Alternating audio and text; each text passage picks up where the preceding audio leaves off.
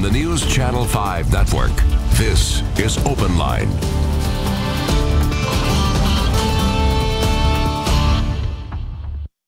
Hello, everyone. Welcome to Open Line. I'm Ben Hall. Good show tonight. An interesting topic and debate, and it's impacting all of us here in Davidson County. Should we change our bail system? Are there lots of innocent people that are sitting in jail only because they cannot pay bail to get out? And so there's been a threatened lawsuit here in Davidson County. Davidson County has been making some changes for the last 6 months, and there's some that say those changes are not good and they're putting people at risk. So tonight, what we're going to do, dive into this subject, talk to people from the bail bonds industry. Happy to have with me Mark Woodside with Melton Bonding Company. Mark, yes, thank you for being here. Thank you for having me. And Mario Hambrick, bust out bail bonds. We certainly have seen you. Thank you for being here. And you've both been on before. We appreciate it. So let's kind of set the table here. And I want to make it clear you can call in at that number. We're also streaming this live on our Facebook page. So I'll be reading some comments from time to time if you put comments down in the comments section. But all right, where are we right now? There have been changes that have been made. Kind of what is happening in the last few months here? Well, approximately 6 to 10 months ago, a corporation, civil rights corporation, threatened to sue the city of Nashville. That's a law firm. It's like the ACLU, right? Civil Rights Corps. Correct. Threatened to sue Davidson County. Based on the current bail system. From what we have been made aware, the Metro Legal Department started talking with this group and tried to determine a way that they would not sue. For lack of a better term, they basically begged, what can we do to prevent the lawsuit? This is a high-powered group, the Civil Rights Corps. Yes. They've been successful in other cities, they've sued other cities, and they've forced changes, right? Correct. Okay. So Davidson County's like, all right, we don't want to be sued, what can we do? And they started releasing more people without having to post a cash bond, whether it be on the pretrial release program or release on their own recognizance, to the point that the numbers are staggering. The number of people that are released for free. It used to be you're arrested and a bond is set, right? Yes, sir. And people would, I guess, go to you guys, and then you guys would make sure those people showed up in court. Correct. What's happening now? Well, even then, they had a program called the Pretrial Release Program, and if people met a certain criteria, they could be released on their own under the supervision of the Sheriff's Department in the Pretrial Release Program. They've expanded that to the point that where before they were getting roughly 35% of the incarcerated people out per day, those numbers are up now to probably 65%. So 65% of people you're saying that are arrested, they're just let back out. There's no bond. Correct. Is that right? Now they would say these are people that are not violent, and these are people often. You read some of what they say. They say today in our state we have a two-tiered system of justice where poor people are punished more harshly than people with money. And on any given night, there are many people legally presumed innocent because they've just been arrested, who are in jail only because they cannot afford to pay a monetary bail amount. So that's what they're trying to rectify. That's a novel argument, but it's been taken to such an extreme. I mean, in American jurisprudence, everyone that's arrested is presumed innocent in that initial stage. In the city of Nashville, like I'm sure all around the country, you have people that are arrested in possession of drugs, felony amounts.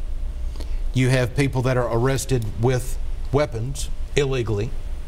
They're still presumed innocent, but they also pose a danger to society. They are being released back on the street, free of charge, with the expense falling to the taxpayer. And what was happening before? And I'll let you answer that. What was going on before? So basically, if a person was arrested, say for instance, I'm a convicted felon or somebody's out, you have a weapon, you get caught, police stop you, they arrest you, or they see a gun, you get brought to jail, they would set a bond, say for instance, $10,000 or $5,000. The person would go downtown, they would be booked in, and if they qualify for pretrial, then pretrial would get them out. If they didn't qualify, contingent upon them having a record or previous history, then they would have to call a bonding company to make bond. So they would pay the bonding company $1,000, in which we would put up the $10,000 to be responsible to make sure this person goes to court. Well, what's happening now, thousands and thousands of people in Davidson County a month are basically getting arrested, and they're just going down here, and they're just giving them a court date and saying, see you.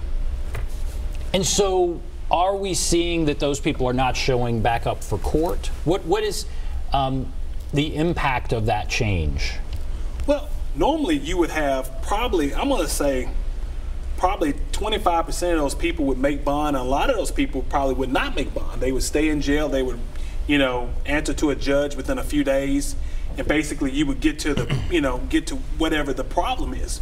But what we've seen in Davidson County, you've got, when the sheriff was running for re-election a few months ago, he basically advertised, or his commercial was basically, you had the lowest amount of inmates in jail than ever before. Well, there's a reason why. Everybody's on the street.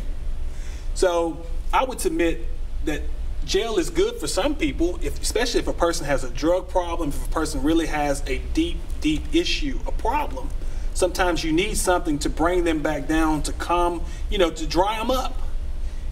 Some people, if you're hooked on that heroin and all these various different drugs that's running around, you need something, and jail is good for some people. I've had good friends that, I just told them, hey, you need to get comfortable, because you're not, the streets, you need to dry up, basically. And what they would say, I believe, is, again, they're not letting out, is what, I guess the ideal is, they're not letting out violent people, right?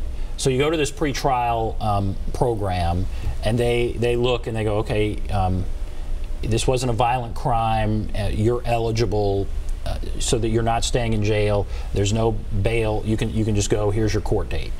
But theoretically, the more violent offenders are being kept.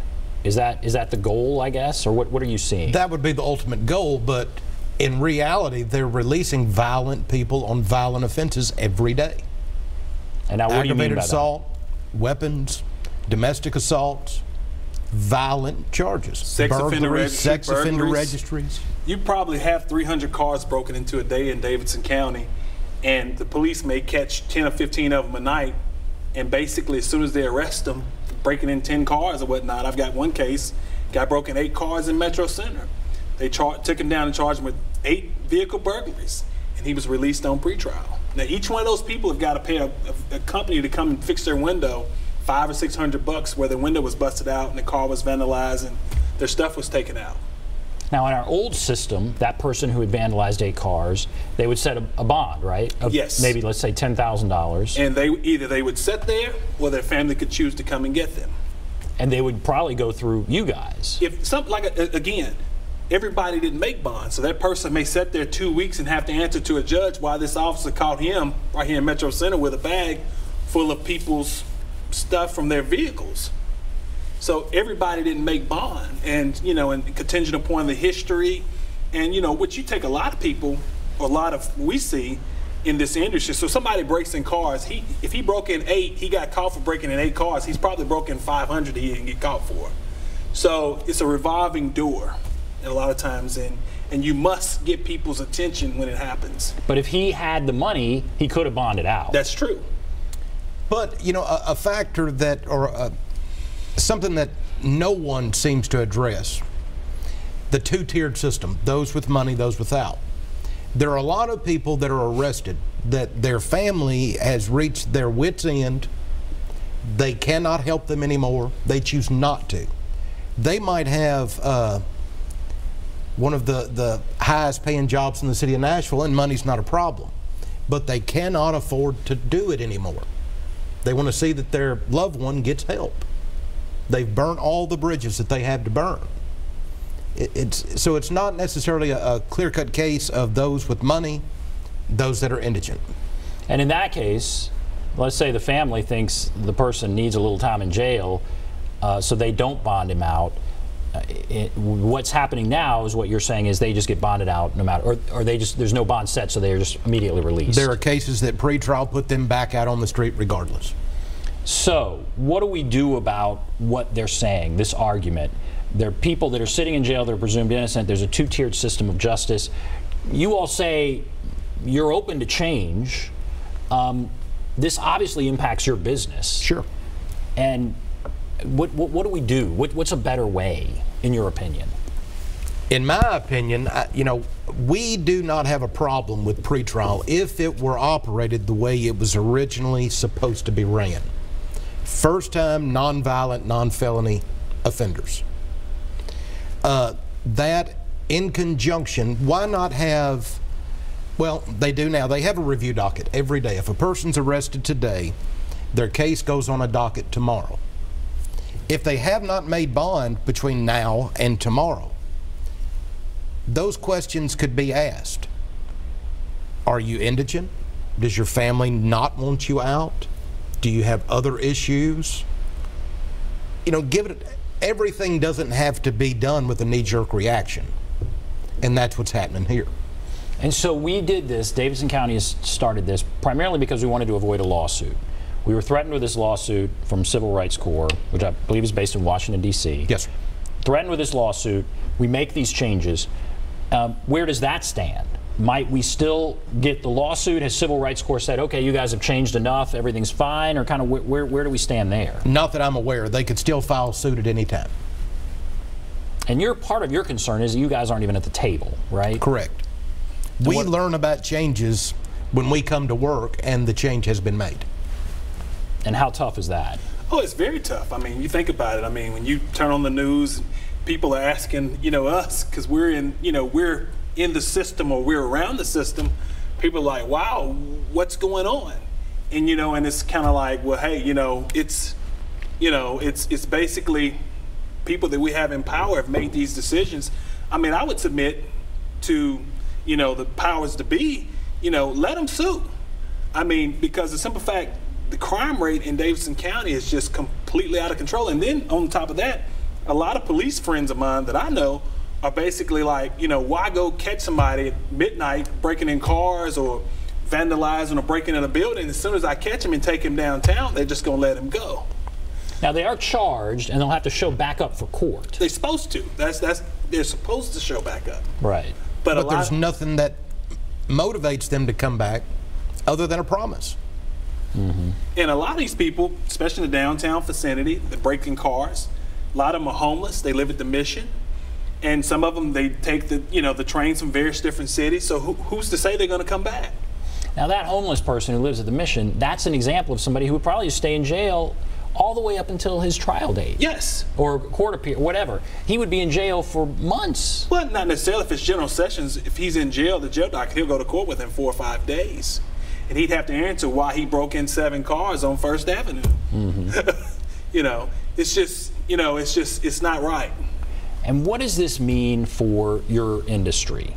Does this eliminate, potentially, private bonding companies? Where are we headed here?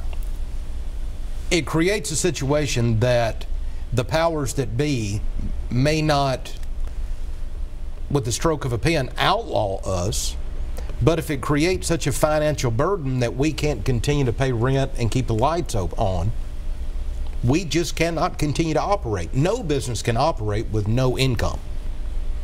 And our income through every bonding company in Nashville has decreased dramatically in the past 6 or 8 months. All right, I believe Sheriff Hall is on the line, and I want to take your call immediately. Sheriff, are you there? I sure am, guys. I just, by the way, I appreciate Ben. I read it on Twitter that these guys are on. So, yeah, just a couple things, and I consider most bonding folks friends. I've been around a long time. Also worked in pretrial in the state of Kentucky, which, by the way, Kentucky is the only state that has outlawed bonding, as far as I know. But a couple things to remember here. I mean, number one, and I think we can all agree, it is a little bit of a conflict because this is a commercial industry, and that doesn't make it wrong, but to argue that the community is unsafe or going to be less safe because they're letting out on pretrial in lieu of money is just inaccurate. I mean, it would be as unsafe if you pay money versus out on pretrial. That there's just no evidence to that. The issue here is, are people returning to court? Our forfeiture rate in pretrial in Nashville is about 7 to 8%, which is incredibly good compared to most places in the country. And so I don't have a problem with bail bondsmen or bail bonding, but I just think we need to be fair that what this is about is trying to make sure people return to court and aren't preying on our community, and both of those things are in play. And I don't think the argument from bail bonding companies needs to be Nashville's unsafe, because they're equally unsafe if they pay money and get out. They're still out in our streets. And so maybe there's a place for both of us. I just think we need to keep those things in mind, and I don't think it's a goal to get rid of bail bonding. That's not anybody's mind that I've heard of. But it is to make sure people that can't afford to make bail can get out, and those who would have come to court shouldn't have to pay either. It's all about coming back to court. That's what it's about. And at this point, where does that stand? Do you feel like you said 7 to 8%? It's about the. Have you seen any dramatic increase or any increase in the number of people who are not coming back into court? That's a really good question. I monitor this on a regular basis, and that's the most important factor to me. It was 4% when we started what is the new, by the way, the criteria is established by the judges in Nashville. The pretrial release staff work for the sheriff's office, but we have nothing to say about what the criteria is. But it was 4% in April. It's now 7% tonight. That doesn't concern me at all as an increase. Some places run about 25% in the country. So we're doing really well in that, but we are monitoring. I think it's a fair question. But I don't think it's fair to assume that Nashville is unsafe because they're out on pretrial, when in essence what the bail industry would be saying is they'd be out anyway, just paying to get out. So the streets would be equally, occupied, if you will, by people who have been released. And we just need to be fair about that. I don't think there's a problem with bail. I just think we have to figure out what the role really needs to be. And Sheriff, I won't keep you on too long, but I really appreciate you calling in. I think what another concern that they're going to have is that in some cases people have been let out that they feel like are violent, or maybe they shouldn't have been let out. I guess the criteria now is a non-violent first-time offender, or whatever the criteria is. They're concerned, I believe, that sometimes people are being let out that aren't so good. What do you say to that? Yeah, this is going to blow your mind. It really isn't about that. It's about coming to court. These people are presumed innocent, and it's really not about what we think of them. What bail is about constitutionally is to allow you the freedom to come to court and have your case represented in front of a judge. People who stay in jail awaiting trial, historically and by research, have far less chances and receive far more sentences than people who are released. Well, that's disproportionately unfair to poor people. And so at the end of the day, what we have to be honest about here and fair about is that the city of Nashville should want people released who are going to appear in court and not continue to prey in our community. And bail industry, by nature, would be bonding them out anyway. And that's the reason that it seems to be at odds. And so as long as the person is returning to court, that is the way our country's founded, right? That you're assumed innocent until you get in front of a judge and are found guilty. And so we shouldn't want them locked up, assuming they're all guilty. We're really wanting them to appear in court and have their day in court so the issue can be resolved. Sheriff, thank you. This lawsuit, are we out from under the threat of the lawsuit, or does that threat continue? No, we're not out from under the threat of it, and I think it's fair to say, I mean, there's other cities who've been challenged. I mean, I hate to say this, being the sheriff in Nashville, I get sued all the time, and so I don't think it's fair. I don't think we should all cater or worry that the lawsuit is, you know, is a thing to change everything we believe in and all that. I think what's happening now around the country is this evaluation around the country of what is bail, when is it used, and what is the best suitable method. In the city of Houston, Texas, where Civil Rights Corps won, what happened was they went to the city and said, why don't you come up with some remedies that would improve your system? The city didn't accommodate that, and I promise you, the federal judge ordered immediate release of all misdemeanor offenders without any supervision. Just let them go. Because ultimately what they're saying is they're awaiting their trial and their court date. They shouldn't be held in jails. And so if you don't do some things to alter the way we look at it around the country, then we are subject to some federal judge ordering something. But and that'll always be around. I don't think that we're going to solve it, the fear of being sued. But I think we have to be reasonable, responsible. There are some partners and friends of the guys that you have on the desk tonight who are good people doing good things, and I've talked with them lately. That there's a lot of rumor, misunderstanding out there. We do need to have everybody at the table. I agree with them on that. But we need to be clear that people are established criteria by judges. We process the individual. If they meet the criteria, they are being released. And since April, clearly, I think it's up 20% is the number that we have increased releases. So, you know, I think we need to be at the same table. I completely agree with that, and let everybody understand it. We may not agree, but we should be saying the same thing. Well, Sheriff, thank you for calling in. I really appreciate it. And I want to hear from them Sure. as well. But, Sheriff, I really appreciate you calling in. Call back if you want. Keep watching. I enjoy the show. Thank you. Thank you, Sheriff. All right, so there, Sheriff Darren Hall. You heard what he had to say. What do you think of that? I mean, I would submit a sex offender registry, violent sex offender registries, people who break in cars, break in homes, released on pretrial. I mean, I would submit that basically, per looking at the charts, they're not supposed to be released, but it's happening. That's factual. I mean, when we look at the system, you go to ccc.gov and see who's released, and you read the affidavits. One guy a couple weeks ago at the airport, 6 pounds of marijuana on probation. Now, per this chart, a person cannot be on probation or parole and get pretrial. It happens every day. Now, I think what he would say is, well, under the old system, they would go to you guys, and they would get bond, and then they would still be out. Is that right? Possibly. We're not saying that Nashville is a more dangerous city. We're saying that people that have been charged with violent offenses are being released free of charge.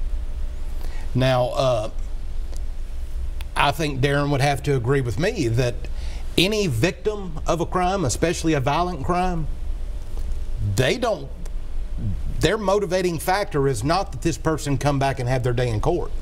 They want that person punished. Bail is not supposed to be punitive. But let's face it, at times it is. And in regard to his statement about the federal court in Houston, the Fifth Circuit Court of Appeals did not agree with that federal judge's ruling and said she went too far. That's what we're saying. Nashville has gone too far. We need a happy medium. We need to get somewhere that we can all live with it and be happy with it. And it sounded like where you all agree might be, the sheriff said he would like to see you at the table. You guys would like to be at the table as this is worked out. So all right, we've gone way long. So why don't we take a break? And if you're on the line, hold on. I promise we'll get to your call. If you are commenting on Facebook, I'll read some if they're appropriate. Let's see. I'll take a look. We'll take a break. Be back right after this.